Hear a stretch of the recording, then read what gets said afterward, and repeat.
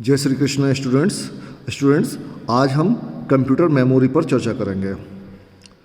Computer memory में data संग्रह करने के लिए इसकी आवश्यकता होती है, जिसमें भविष्य के प्रयोग के लिए डाटा को संग्रहित किया जाता है। जैसे हमने कंप्यूटर पर कोई काम कर रहे हैं, काम करते हुए हमने कोई लेटर ड्राफ्ट किया या हमने कोई पिक्चर बनाई, उसको हम कंप्यूटर में स्टोर करना चाहते हैं कि भविष्य में अगर हमें इसकी आवश्यकता हो तो हम इसका प्रयोग फिर से कर सकें। तो उसके लिए हम कंप्यूटर में उस डाटा को, लेटर को, पिक्चर को, इमेज को, जो भी है उसको संग्रहित कर देते हैं सेकेंडरी मेमोरी में, या कहना चाहिए मेमोरी में। तो फिर जब भी हमें भविष्य में उसकी आवश्यकता होगी तो वो हमें वहाँ पे उपलब्ध हो जाएगा। जैसे मोबाइल में आप कोई भी फ़ोटो खींचते हो तो वो फ़ोटो आपके मोबाइल में स्टोर हो जाती है, आपको 2 दिन बाद 4 दिन बाद जब चाहिए होती है तो वो फ़ोटो फिर से मिल जाती है। तो इसी तरह कंप्यूटर में भी है। कंप्यूटर की जो मेमोरी है वो मोबाइल से बहुत ज़्यादा अधिक होती है, उसमें हम अधिक डेटा स्टोर कर सकते हैं। कंप्यूटर की जो मेमोरी होती है वो 2 प्रकार की होती है, एक प्राइमरी मेमोरी और दूसरी सेकेंडरी मेमोरी। प्राइमरी मेमोरी वो मेमोरी होती है जिसको कंप्यूटर से अलग नहीं किया जा सकता, और सेकेंडरी मेमोरी को हम कंप्यूटर से अलग कर सकते हैं और उसको एक कंप्यूटर के से लेकर किसी दूसरे कंप्यूटर में लगाकर वहाँ भी इस्तेमाल कर सकते हैं। प्राइमरी मेमोरी 2 तरह की होती है, एक रैंडम एक्सेस मेमोरी और एक रीड ओनली मेमोरी। तो रैंडम एक्सेस मेमोरी जो होती है वो बिल्कुल टेम्परेरी मेमोरी होती है, यानी कि कंप्यूटर को जो हम ऑन करते हैं और उस पर कोई भी लेटर हम टाइप कर रहे हों या उस पर कोई भी काम कर रहे हों, कोई पिक्चर बना रहे हों, तो वो टेम्परेरी रैम के अंदर स्टोर होता रहता है। लेकिन जब हम उसको कंप्यूटर को बंद कर देते हैं या उस पर्टिकुलर एप्लीकेशन को बंद कर देते हैं तो रैम में जो भी कंटेंट होता है वो सब इरेज हो जाता है। यानी कि जब हम कंप्यूटर को दोबारा ऑन करेंगे तो अगर वही डेटा या वही कंटेंट हमको फिर से चाहिए तो वो हमें नहीं मिलेगा। दूसरी होती है रोम, यानी कि रीड ओनली मेमोरी। जैसा कि इसका नाम है रीड ओनली मेमोरी, इस मेमोरी को केवल हम पढ़ सकते हैं। इसमें कोई भी मॉडिफिकेशन, कोई भी डिलीशन, कोई भी इंसर्शन हम नहीं कर सकते। यानी कि अगर हम इस मेमोरी में कुछ भी लिखना चाहते हैं तो नहीं लिख सकते, कोई भी परिवर्तन किसी भी प्रकार का हम इस मेमोरी में नहीं कर सकते। ये मेमोरी कंप्यूटर के अंदर फिक्स होती है और कंप्यूटर के जो कहना चाहिए, इसको एक तरह से ऐसे भी कह सकते हैं, कंप्यूटर जिसने भी बनाया है या जो मैन्युफैक्चरर है या जो कंपनी है, उस कंपनी से संबंधित डाटा या कंप्यूटर के लिए कुछ स्पेसिफिक इंस्ट्रक्शंस जो होती हैं वो इसके अंदर पहले से ही डाल दी जाती हैं, जिनको हम पढ़ तो सकते हैं लेकिन उनको परिवर्तित नहीं कर सकते। अब बात आती है सेकेंडरी मेमोरी की। सेकेंडरी मेमोरी को हम एक्सटर्नल मेमोरी भी बोलते हैं। जैसा कि मैंने अभी बताया कि सेकेंडरी मेमोरी को एक कंप्यूटर से अलग भी किया जा सकता है। इसको एक कंप्यूटर से अलग करके किसी भी दूसरे कंप्यूटर पर या किसी दूसरे स्थान पर हम ले जा सकते हैं और वहाँ पर जाके इसका प्रयोग कर सकते हैं। एक्सटर्नल मेमोरी भी कई तरीके की होती हैं। जैसे सबसे पहले मैग्नेटिक टेप की बात करते हैं। मैग्नेटिक टेप जैसे ऑडियो कैसेट या वीडियो कैसेट, आपने ऑडियो कैसेट, वीडियो कैसेट देखी होंगी।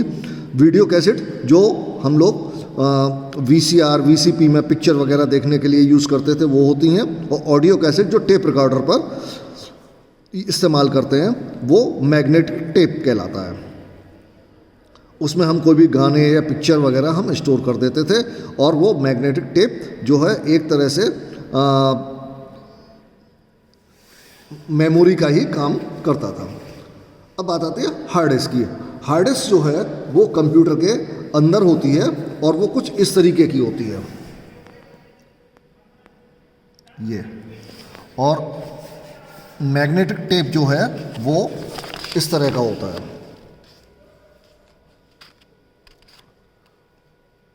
ये मैग्नेटिक टेप है और ये हार्ड डिस्क। ये जो हार्ड डिस्क है इसकी स्टोरेज कैपेसिटी बहुत अधिक होती है और नॉर्मली अधिकांश सभी कंप्यूटरों में हार्ड डिस्क ही इस्तेमाल की जाती है। इसकी स्टोरेज कैपेसिटी अभी भी जो मार्केट में जो नॉर्मली चलन में है वो 1 TB हार्ड डिस्क और 2 TB हार्ड डिस्क उपलब्ध हैं। अब ये TB GB क्या होता है ये आपको हम फिर बाद में बताएंगे। अभी बात कर लेते हैं केवल हार्ड डिस्क की। हार्ड डिस्क को अगर हम एक कंप्यूटर से निकालना, हमने मान लीजिए बहुत सारा डेटा हमने अपने हार्ड डिस्क में स्टोर कर दिया है और वो उस डाटा को अब हम किसी दूसरे कंप्यूटर पर शिफ्ट करना चाहते हैं। मान लीजिए हम मथुरा में हैं और हमारे पास हार्ड डिस्क में डेटा स्टोर है। हम इसको आगरा, अलीगढ़, कहीं भी बाहर किसी दूसरे शहर में या कहीं अपने घर पर ले जाके इस्तेमाल करना चाहते हैं तो हम उसमें से कंप्यूटर को नहीं ले जा सकते, लेकिन हार्ड डिस्क को उसमें से निकाल के अपने घर के कंप्यूटर में या कहीं दूसरी जगह पर वहाँ लगा के उसमें जो डेटा है उसको इस्तेमाल कर सकते हैं। इसी तरह से CD और DVD। CD मतलब कॉम्पैक्ट डिस्क और DVD मतलब डिजिटल वीडियो डिस्क। ये दोनों ही CD और DVD, CD में जितना स्पेस होता है DVD में उससे दुगना और 3 गुना स्पेस होता है। 3 CD बराबर 1 DVD की होती है। 1 DVD पर हम पिक्चर या CD पर भी और अपना जो लेटर वगैरह है, जो भी कंप्यूटर पर हमने काम किया है वो सब हम इसमें स्टोर कर सकते हैं। पेन ड्राइव आप सबने देखी होगी। पेन ड्राइव बहुत ही आजकल बड़ा कॉमन यूज़ है इसका, पेन ड्राइव का। पेन ड्राइव हम अपने लेके एक कंप्यूटर में लगा ली, फिर दूसरे में लगा ली, फिर तीसरे में लगा ली, हम किसी में भी, और इसमें अपना आवश्यकता का डेटा हम स्टोर करके रखते हैं।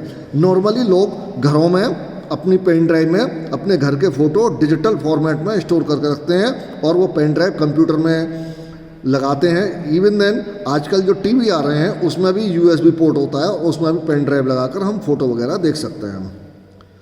यहाँ तक कि मोबाइल में भी पेन ड्राइव लगाई जा सकती है। मेमोरी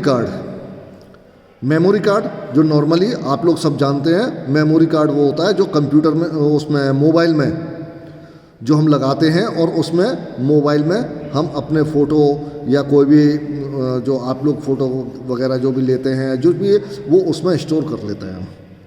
मेमोरी कार्ड बहुत आप सभी लोग, बच्चे भी इस्तेमाल करते हैं, उनको पता होगा, बहुत छोटा सा होता है। लेकिन इसके अगर मान लीजिए हमारे पास मोबाइल में लगा के तो हम देख ही सकते हैं, लेकिन इसको मोबाइल से अलग करके किसी दूसरे मोबाइल में भी लगा सकते हैं और इसको मोबाइल से डेटा कंप्यूटर में भी ट्रांसफ़र कर सकते हैं। यानी कि हमने मेमोरी कार्ड में अपनी कोई फ़ोटो स्टोर कर ली और उस फ़ोटो को हम कार्ड रीडर के थ्रू अपने कंप्यूटर से कनेक्ट कर लेते हैं और मेमोरी कार्ड में जो भी डेटा है वो हमारे कंप्यूटर पर भी आ जाता है।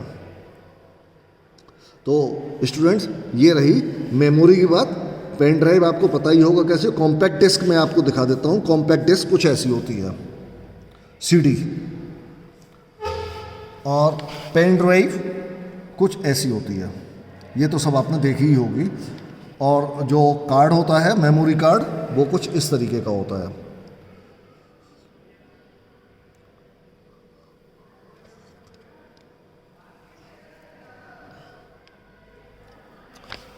DVD भी ये CD जैसी देखने में CD और DVD बिल्कुल एक जैसी होती हैं, लेकिन CD में स्टोरेज स्पेस कम होता है और DVD में उसका 3 से 4 गुना होता है। Thank you students.